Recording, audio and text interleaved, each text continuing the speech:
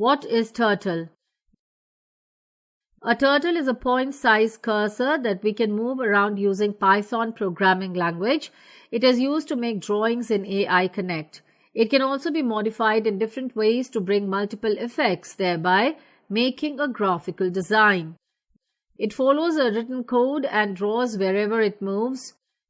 A turtle can design by moving backward or forward with number of steps to draw, thereby making a shape. A turtle can turn or move sideways by providing angles.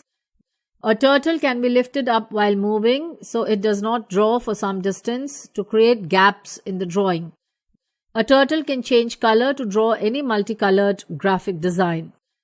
Creating a turtle. In order to create turtle, we need a variable. So the first thing we will do is to open up a new activity and create a new variable. To create a new variable, follow the given steps. Step 1. Click on Create Variable. Create Variable, block from the Variables category and name your variable anything. Let us name it T.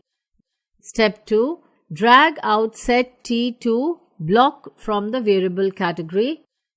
Step 3. Go to Draw then Turtles block category and drag out the Create New Turtle block to the script area.